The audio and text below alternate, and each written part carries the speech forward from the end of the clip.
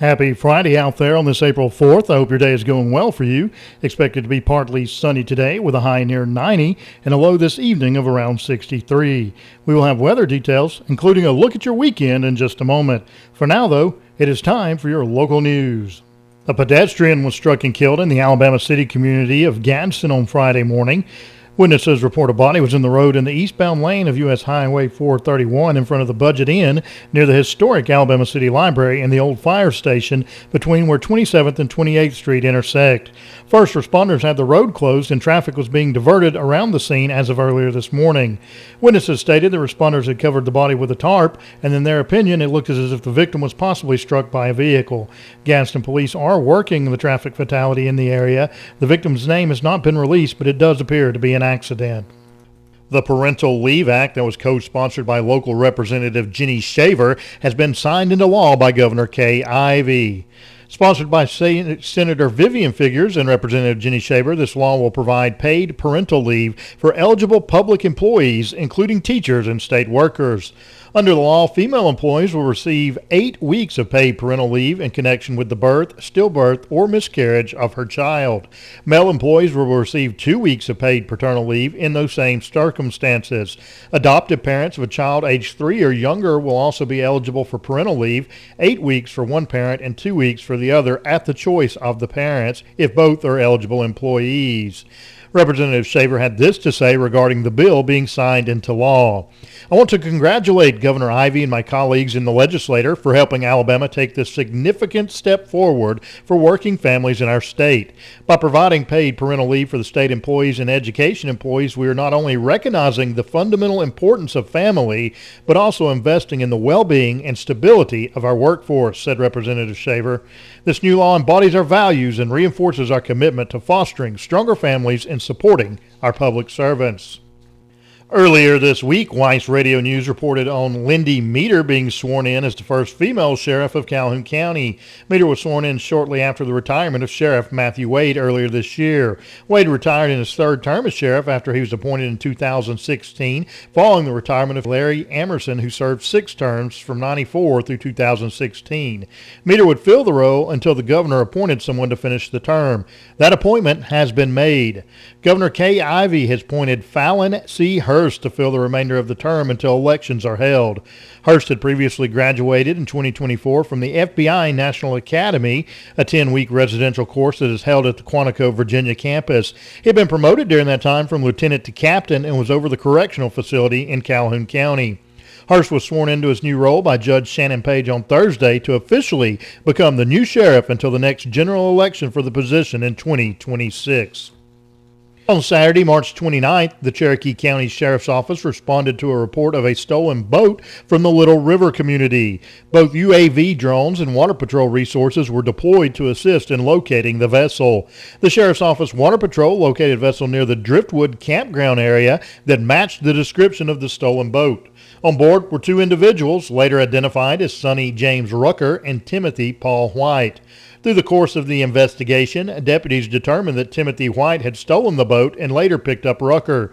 Further checks revealed that Sonny Rucker had active arrest warrants. Both individuals were taken into custody without incident. White is charged with theft of property, and Rucker was arrested on the outstanding warrants. The stolen boat was recovered and returned to its rightful owner. Sheriff Shaver praised the swift and coordinated efforts of the responding unit, saying, "This is a great example of how our team uses technology and proactive patrols to protect our communities and recover stolen property." In area arrest reports for today, Nathan Wright, 30 of Collinsville, was arrested by the Cherokee County Sheriff's Office on 2 failures to appear. Philip Anthony Wood, 66 of Center, was arrested by the Cherokee County Sheriff's Office on a charge of domestic violence in the 3rd. Gabriel Hosey, 31 of Center, was arrested by the Center Police Department on charges of disorderly conduct and resisting arrest. Zachary Tillis, 39 of Center, was arrested by the Center Police Department on a charge of domestic violence harassment.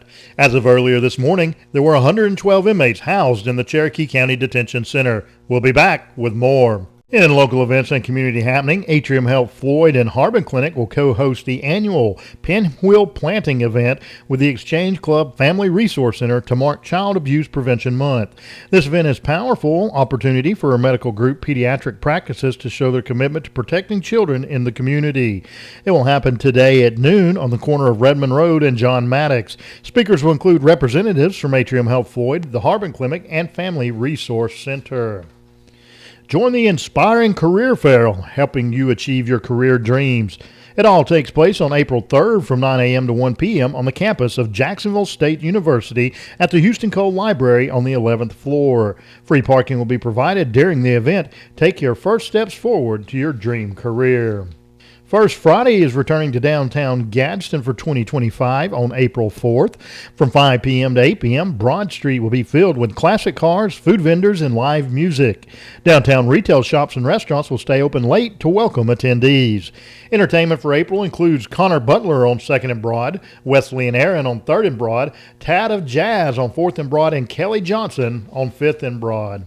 The Cherokee County High School plant sale is coming up. The sale will begin on Saturday, April 5th at the Cherokee County High School Greenhouse from 7 until 2 at 910 Warrior Drive in Center, Alabama. They'll also be opening the week of April 7th, Monday through Friday only from 8 a.m. until 2. Flats of bedding plants and a variety of ferns and flower baskets will be available as well. Art in the Park Spring Edition is coming up as a free event with fun for the whole family. Make plans to enjoy the beautiful Center of City Park with amazing vendors, delicious food vendors, activities for the children, and more. The event will be held on Saturday, April 5th from 9 a.m. until 2 p.m. Come join the fun. The City of Anniston invites you to the Noble Street Festival, one of Anniston's biggest and most beloved events. With an expected crowd of 8,500 to 10,000 plus, it is a day packed with entertainment and excitement for the entire family. Happens on Saturday, April 5th in downtown Anniston. Some of the highlights from the event include a kids zone with free inflatables featuring Big Sam the Balloon Man, Wits Kids, face painting, and more. There'll be a music stage with live performances all day and 50-plus vendors including food and crafts. And now it's time for sports with Sports Information Director Shannon Fagan. Cherokee County High School senior pitcher Ben Ellsbury signed a baseball scholarship with Southeastern Baptist College in Laurel, Mississippi on Wednesday morning. In 38 1/3 innings this season, Ellsbury has given up 16 earned runs on 34 hits with 12 walks and 40 strikeouts with a 2.92 ERA. The Warriors play at White Plains this afternoon at 4:30 p.m. You can read more on Ellsbury's signing on the WEIS Radio website, weisradio.com. Reporting for WEIS Radio News, I'm Sports Director Shannon Fagan. Thank you, Shannon. In weather for today, expected to be the hottest day we have seen at this point this year. Look for sunshine and a high around 90 degrees. We'll have a southwest wind of 5 to 10 miles per hour, increasing to 10 to 15 miles per hour later in the afternoon. For tonight, it should become partly cloudy, reaching a low of only 64 degrees. Look for a south wind of around 5 miles per hour. For your Friday, it will be partly sunny and much like today with a high near 91. Becoming partly cloudy tomorrow evening with a low of 64. That is your weather for today. Stay tuned for obituaries. In obituaries for today, Mr. Carl Jack Green, age 94 of Leesburg, passed away on Sunday, March 30th at his residence. Funeral services will be held today at 2 p.m. in the Chapel of Perry Funeral Home. The family will receive friends from 1 p.m. until the time of service. Burial will follow in Cedar Hill Cemetery. Mr. Green is survived by his son Kent and Denise Green and grandchildren Carlton Green and Judson Green. Perry Funeral Home is in charge of arrangements. Micah Nash, age 55, and his daughter Ariana Nash, age 5, passed away Friday, March 28th from injuries sustained in an auto accident. A celebration of life service to honor and remember the life of Michael and Ariana will be held at 11 a.m. on Saturday, April 5th at Sandrock Baptist Church. Micah and Ariana are survived by Dinah Luciana Nash, Skylar Nash, Tori Nash, Elisha Nash, Lucrezia and Michael Reynolds, and Legaya Luciana. Micah and Ariana will be missed by all who knew and loved them. Perry Funeral Home is in charge of arrangements. Miss Bonnie C. Barnes, age 60, of Cedar Bluff, passed away Tuesday, April 2nd at Riverview Regional Medical Center in Gadsden. Funeral arrangements are incomplete and will be announced later. Cherokee Memorial Funeral Home is in charge of arrangements. This has been your 6 a.m. early bird edition of local news, brought to you by Kerr's Ready Mix, Highway 411 Weston Center, and in the Piedmont Industrial Park, and Cherokee Memorial Funeral Home, 927 East Main Street in the Center. I'm Tony Hathcock, reporting from the WEIS Radio Newsroom. In church and singing news, Union 3 Baptist Church will be holding a Making a Difference event on Saturday, April 5th from 10 a.m. until 2 p.m.